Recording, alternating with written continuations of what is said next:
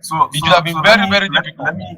let me paint a different narrative and just get your take here.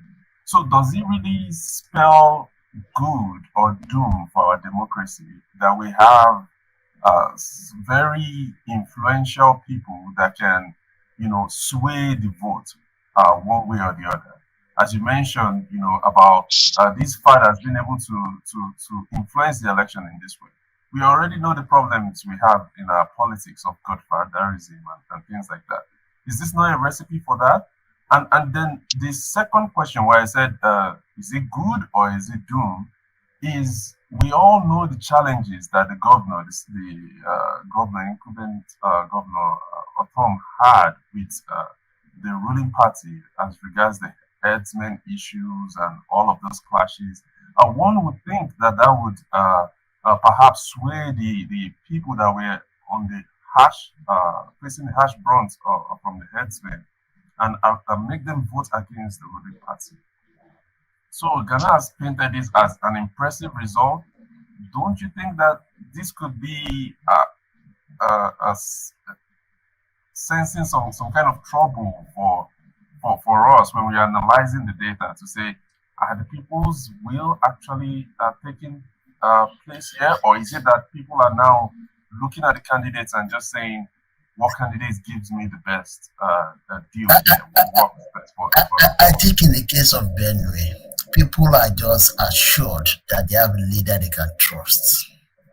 The personality of the Reverend Father painted seems to conjure hope in the minds of people. The people of Benin, they've been with Otom for 8 years. The first question that matters to them is that how much of development impact has it brought to addressing the economic problems facing the people? Benue people, for the records, they are farmers. They are great, wonderful farmers. But people would argue, if you understand my point, people would argue that the herdsman crisis has affected the livelihood. This is the narrative. That is not are the people of Benue No. Let's get back to now. this. Okay, sorry. Let me come. Let me come in the list. You see, starting with your last. Starting with your last comment, you see one of the message the father was telling people as he was going around is that if I become the governor, where there are IDPs, there are a lot of IDP camps in Benue State, informal camps, many of them. He was telling them that if you make me the governor and I have my party man as the president, I am assuring you that I'm going to take you people back to your farms. And by the time I take you back to your farms, by the time I take you back to your farms, you're able to you'll be able to farm. All these troubles about this and that is going to come to an end. So he's giving them hope that with his election, he's going to take them back to their farms. And secondly, he's saying something again that there is something that we need to do about the settlement pattern. We don't settle in clusters.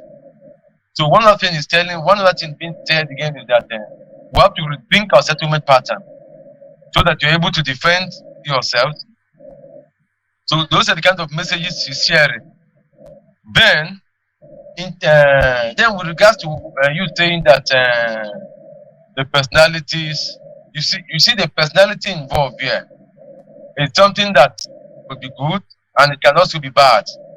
It depends on the beauty of democracy is that after 4 years, you go back to the people and ask them, please renew our mandate. He has told the pensioners that this amount of money you are being owed, if I become the governor, I'm going to make sure that I'll clear the backlog of arrears. They have a backlog of arrears of close to 24 months, I think 25 months for the pensioner. Then you have the state civil servant. Then you have the local government civil servant. They also have some backlog of arrears. So all those people, he's talking to them, telling them that if you vote for me and vote for my candidates, I am going to make sure that I will address these issues. Then considering the fact, again, he's a priest. He told people that why should he be lying at this point in time in his life? So that there seems to be saying, okay, yes, we can trust him. There's also another factor. We've also had a former priest as the governor of the state, and he did very well within the short period of time he was there. So all those things, then to make matters worse with the opposition, they presented a candidate that people did not trust. People were like, okay, you look at the last local government autonomy bill. The Benue State House of Assembly voted against it. And the people at the local government were like, how can you go and vote against that bill and you want us to trust you? You understand? You were supposed to vote in favor of local government autonomy. So that by the time you come back to talk to us, we'll say, yes, this guy actually feels our pulse. Then secondly, they were like, you kept on giving this man approval for him to take a lot of loans without asking what has been done with the loan as a speaker. He became a rubber stamp. So there were so many factors. So he was not also a strong person like that to stand against the father. So it was like it was just a one-way.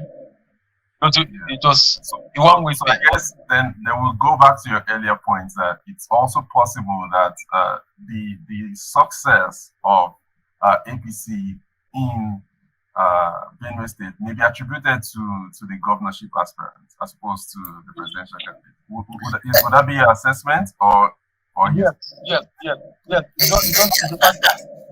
I don't want us to simplify the impact because when you look at the complexity of the issues teased out by Mr. Austin, there is the element of trust in his favor. He's been able to build this trust capital that the APC is riding on in Benue State. There is an extent to which people can actually sustain, propaganda, can sustain the message of, we need to see ourselves as enemies. This is a man who is impressed, is not a traditional politician.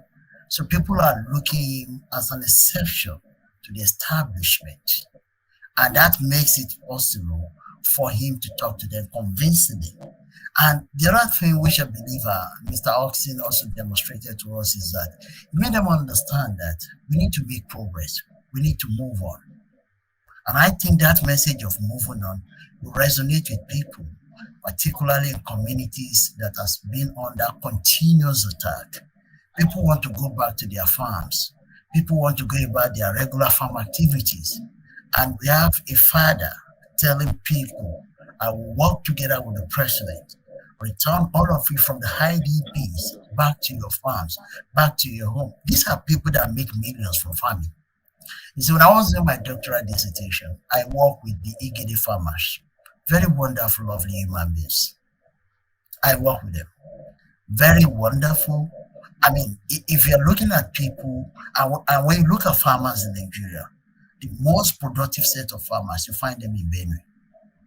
They are good at cultivating. It's the food basket of the nation. So they are good at cultivating almost everything. And when you now have a gubernatorial candidate telling them that I will get you back to the farm, we are going to make things possible for you, then that's a big plus. It's talking to the point that they need. Because what that actually means to them is that we are going back to what we know how to do best.